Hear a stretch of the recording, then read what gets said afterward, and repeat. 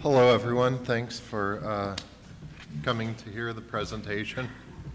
I'm really grateful to the people at NASPA for giving me the opportunity to do this, this research. The title of our presentation is Best Practices in Delivery of Online Education. And I worked with a couple other people from Ball State, Jennifer Bott, who's Associate Provost for Online Initiatives, and Rich Edwards, who works in the online education area. And just to give you a little bit of an overview of the presentation, I'm going to talk a little bit about the purpose of the grant, what we're trying to accomplish, and give you some background information about Ball State and the students we have there. Give you some stats on online education. I think you'll be surprised how fast and how common online education is becoming. We're trying to improve online education through this grant using a software that we developed called Learning Analytics, talk about the student outcomes, and certainly I will be available for questions after the presentation or after the session. So to give you the backdrop, we're kind of a traditional college. We're located about an hour from Indianapolis. Our students are traditional college-age students, typically live on campus in dorms. Many are first-generation college students. BSU admissions are moderately selective, so we're not getting all straight A students. We're not getting open admission students. Our college is accredited by the AACSB as well as our department. And we're really committed to preparing people, our students, for entry into the profession. So we place a lot of emphasis on education, providing quality courses, and so forth. A little bit of information about online education. As you can see from these statistics, online education has grown quite quickly. In 2010, 10% of the, there was a 10% growth rate in online enrollments and only a 2% growth rate in the overall student population. If you look at 2012 numbers, 14% of students, college students, are enrolled in fully online programs, and that really seemed surprising to me. 31% took at least one online class, so there are on-campus students taking online classes. So this is really a big issue, and I think it'll continue to be an important issue.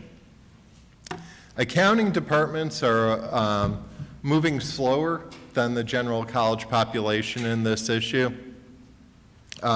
However, it's becoming more and more common in accounting education to offer online courses. We offer our principles of accounting courses online.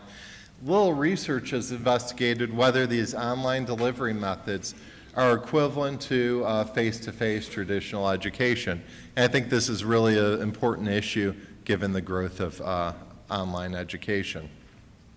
What we did in this study is develop learning analytics tools which allow us to personalize online education to help improve student outcomes. And the framework for this, if you take a look at the chart here, is we provide students a pretest and then we assess the results of the pretest. And this assessment allows personalization of the online education. So if I'm in a classroom, I get feedback from the students. People ask questions. You can tell just looking at people if they're bored, if they understand, or if they don't understand. If I'm in an online environment, I don't have that means of communication with the student. So what we're trying to do is develop substitutes for that.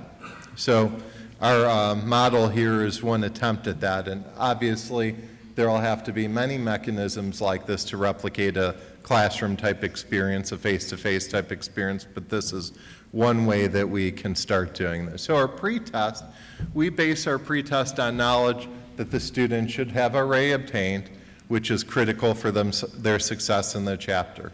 And our questions judge both their confidence in the answer and their ability to answer correctly. So we want to know that our students know aren't just guessing the right answer, because we need that type of feedback. We use this information to modify the course in the current semester, provide feedback to students, and long-term to assess how we're doing. So 2 ways we can use this data individual remediation, where we identify specific student weaknesses and try and mitigate those weaknesses. Now, we can do this manually. It's very time-consuming if you look at pre-tests and try and determine what every student's weakness is, send them an email, provide them additional information. But what we're trying to do is automate this process. So the student will take an electronic pre-test. After they take the pre-test, they'll get an email. The email will say, okay, I see you're having a problem with this concept. Take a look at this video, or do this exercise, or read over this section of the book. We also can use this for what we refer to as just-in-time learning. And what the concept there is, if we find a majority of the students, or a large percentage of the students are having problems, then we can modify the course content to fit the needs of the class. We developed the software in-house with the Integrated Learning Institute, or our iLearn division. During the spring semester, we implemented modules on depreciation and long-term debt. We thought those were two of the most difficult chapters for the students. This is at the principal's level for sophomores. Modules, again, were used in classes in the spring semester. Student feedback was very positive, and we're analyzing results. We received some funding in-house to expand this program to all 15 weeks of the semester. So hopefully in the fall we'll have all 15 weeks up and running, and we're doing some additional modifications that we think will further enhance the quality of this program using the in-house funding. But really appreciate the opportunity to start this project from NASBA, and would welcome any comments you have after the presentation. Thank you.